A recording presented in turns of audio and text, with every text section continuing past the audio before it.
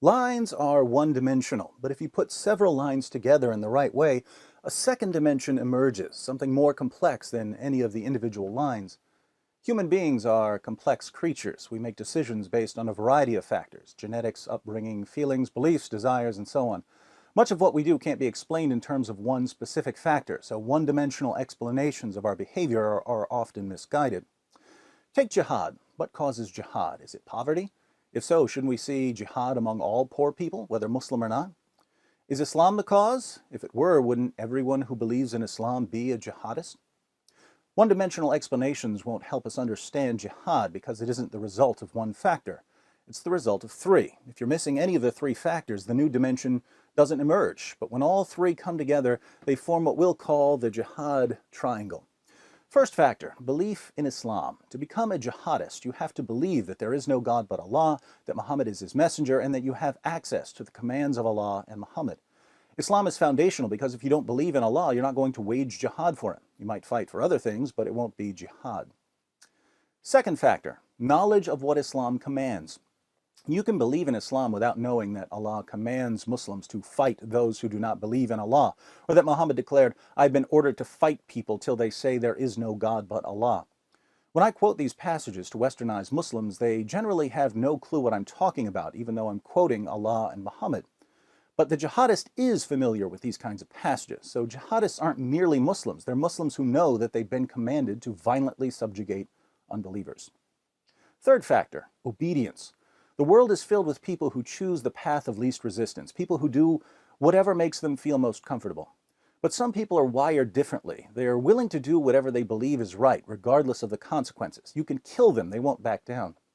This character trait, when combined with certain noble values, gives rise to heroes, men and women who will lay down their lives to help others.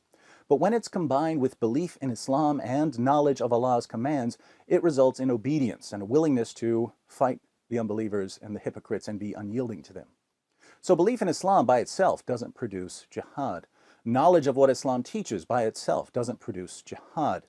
Obedience by itself doesn't produce jihad. Any two of these factors combined without the third won't produce jihad.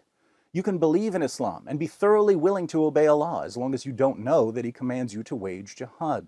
You can believe in Islam and know that Allah commands you to wage jihad, as long as obeying Allah isn't a priority. You can know what Allah commands and be the sort of person who's willing to lay down his life for what he believes, as long as you don't believe in Islam.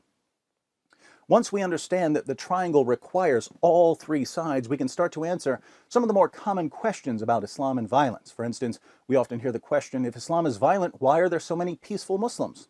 Well, most Muslims in the West only have one of the three sides. They have belief in Islam, but they don't know what Islam teaches, and even if you tell them what Islam teaches, they're not going to obey if it's something they don't like. My conversations with westernized Muslims usually go something like this.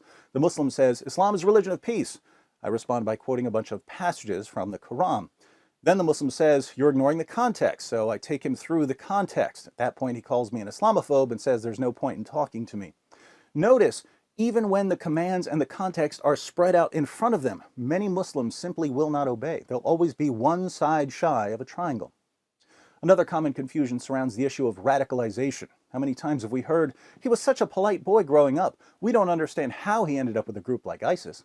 It's actually pretty straightforward. You see, either he was raised with one of the three sides, belief in Islam, or he acquired the belief side through conversion. Either way, having the belief side opens the door for the recruiter to start working on the other two sides. You think Allah wants you to live in peace with unbelievers? You got that idea from the unbelievers, not from Allah. Let me show you what Islam really teaches. With the second side firmly in place, the recruiter then shifts his attention to obedience. You think you get to pick and choose which of Allah's commands you obey, as if our religion is some sort of lunch buffet? Allah demands complete submission, and if you don't obey, you're not a real Muslim. You're going to hell. There are plenty of young Muslims out there who will resist the recruiter. Nothing will convince them to obey. But some will pack their bags and book the next flight to Turkey, one way. Now, is it just me, or is this really, really simple? What if we discussed that a 5-year-old couldn't understand? And if a 5-year-old can get this, why are politicians and the media so confused by jihad? As it turns out, there's another shape at work among politicians and the media. I call it the octagon of spinelessness. But I think we've discussed enough geometry for one day.